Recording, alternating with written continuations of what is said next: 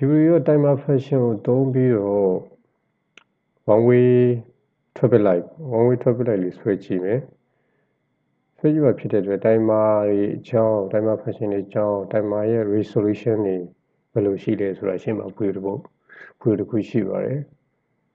တကယ်လို့ဒီဘလိုတဲ့ဆိုရင်တော့ channel ထဲမှာတွားကြည့်လို့ရပါတယ် okay အခုဟာကတော့ traffic light ကို one way traffic light ဆိုတော့ကျွန်တော်တို့က one way ဆိုတော့ traffic light မှာ color 3ခုပါတယ် green light yellow light red light ပေါ့ red light ပါတယ်ဗျာ traffic light တွေဒီမီးပွိုင်တွေပေါ့မီးပွိုင်မှာလောလောကူလေး predict လုပ်မယ်ပေါ့ဒါတွေဆက်စဉ်းစားကြတာပေါ့ predict လုပ်မယ်ဆိုတော့ကကျွန်တော်တို့ကဒီမှာ rising 40 အဲ့ဆိုနှိပ်လိုက်တယ်ဆိုလို့ရှိရင် green light ကိုကျွန်တော် on ခိုင်းလိုက်မယ် y0 ဒီကောင် command ပေးခြင်းနဲ့ဆိုရင်တော့ဒီတိုင်းပေးလို့ရတယ်ဒီ command button လေးကိုနှိပ်ပြီးတော့ဒီကောင် green light okay and then green light is green light NT y0 ပေါ့နော် green light on လဲဆိုရင်ကျွန်တော် timer function timer တစ်ခုသုံးရမယ်ဘာဖြစ်လို့လဲဆိုတော့ green light ကို reset ချဖို့ရယ် yellow light on ဖို့ရယ် okay ဆိုတော့ကအောက်ထီ D0 ပေါ့နော်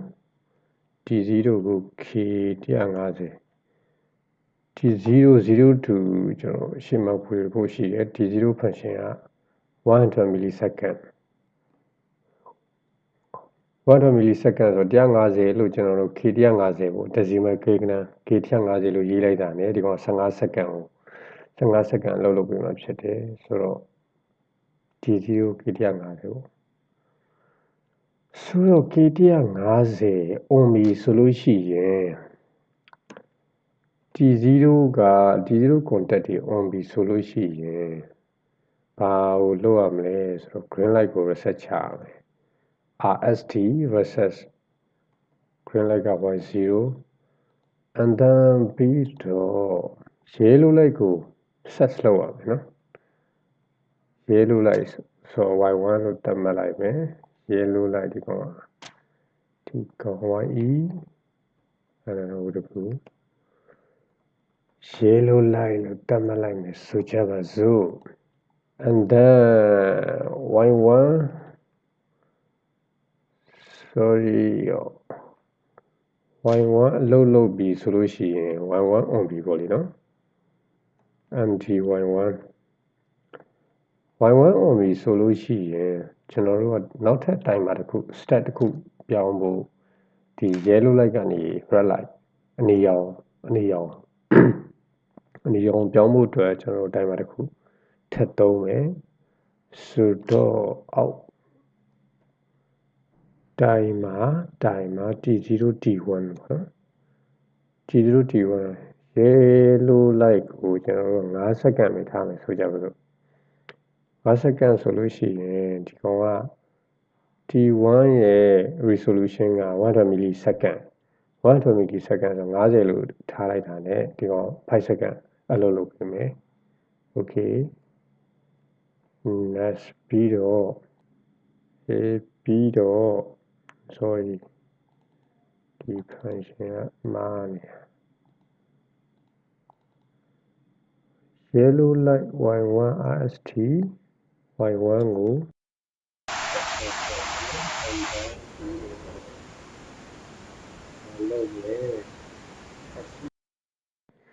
SCT y2 ပေါ့နော် y2 ဆိုတာကို red light ပေါ့ဒီကောင် red light လို့ command ရေးလိုက်မယ်ပေါ့နော် EDLIGT ပေါ့နော် so okay red light ပြီးတော့ကျွန်တော်တို့က red light ကိုအချိန်တစ်ခုကြာအောင်ထားမယ်ဆိုတော့y2 on တဲ့အခါမှာ y2 on ပြီဆိုကြပါစို့ y2 on ရင် timer တစ်ခုထပ်ခံရမယ် step တစ်ခုချိန်ရအောင်ဆို yellow light ကို reset ချဖို့ yellow light ကိုအချိန်ဘယ်လောက်လောက်ထားမလဲပေါ့လေနော် ထားမလဲဆိုတော့ yellow light ကို20 second ပေါ့20 second ထားမယ်ဆိုတော့ကျွန်တော်တို့ကT2 K ဆိုတာက K ဆိုတာ decimal K နဲ့ကိုသတ်မှတ်တာ K 200လို့သတ်မှတ်လိုက်မယ်ဆိုကြပါစို့ K 200 T2 timer on ပြီ T2 ရဲ့ contact point on ပြီဆိုတဲ့အခါ Y2 red light က reset ချမယ် Y2 red light က reset ချမယ်ဆိုတော့ red light T2 ဆိုတော့ anti T2 ပေါ့နော် anti လို့ရေးတာဒီ contact point ကိုဒီ PNC ရဲ့ letter function ပေါ့ anti T2 ပေါ့အဲ့လိုမှမဟုတ်လည်းဒီမှာရွေးချယ်လို့ရတယ် okay T2 လုပ်တယ်ဆိုရင် RST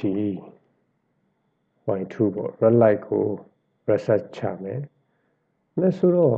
ကျွန်တော်တို့ကပထမ step တစ်ခုကိုပြန်သွားမယ် green light red light reset ချပြီးတော့ green light ပြန် on မယ်ဆိုလို့ရှိရင်ကျွန်တော်တို့ဒီမှာ green light ကို reset ချထားခဲ့တာဆက်ပြန်ဖြစ်ချင်တယ်ဆိုလို့ရှိရင်ဒီ T2 timer ပေါ့လေနော် T2 timer ရဲ့ normally open contact ကိုဒီမှာခွပေးရမယ်ဒါဆို or gate ပုံစံမျိုးလို့ခွပေးရမယ်ဒီ switch နဲ့ပေါ့လေနော်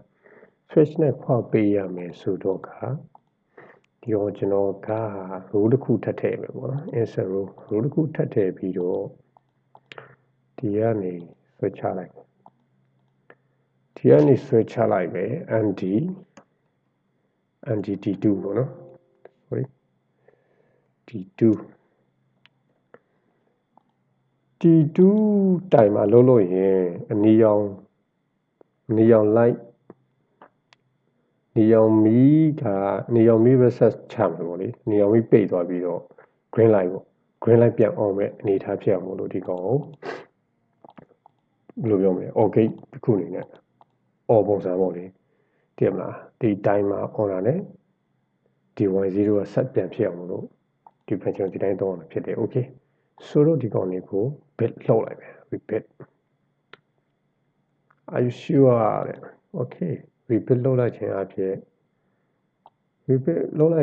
ကျွန်တော်တို့ကဘာသိရလဲဆိုတော့ဒီမှာ information ပြတယ် information ကဘာတွေသုံးထားတယ်ဘယ်ဟာ error တက်တယ်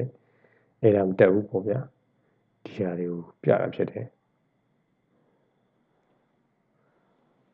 ဒီဟာတွေကိုပြတာဖြစ်ပါတယ် okay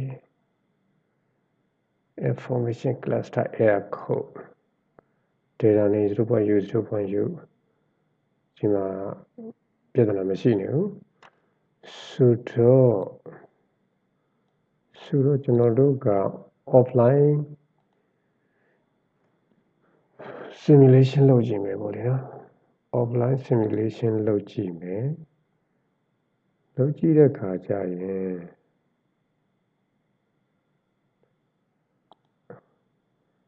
ကျွန်တော်တို့ကဒီဘက်လုပ်လိုက်မယ်ဒီဘက်လုပ်ပြီးတော့ဒီ Y1 ကို on လိုက်မယ်ဆိုကြပါစို့Y1 on ပြီဆိုတာ ਨੇ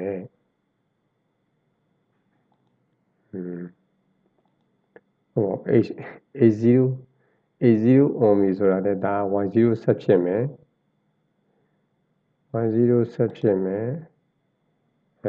ဒီ150ပြီးတဲ့အခါမှာ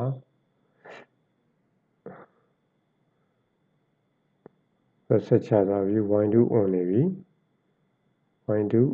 red light ပေါ့နော် red light ကစက္ကန့်20ကြာပြီးတဲ့အခါမှာဒီမှာ Y2 ဒီ red light on နေပြီစက္ကန့်20ဆိုတော့200ပေါ့လေဒီမှာ200စက္ကန့်20ကြာပြီးတဲ့အခါမှာY0 green light ကဆက်ပြန်ဖြစ်မယ်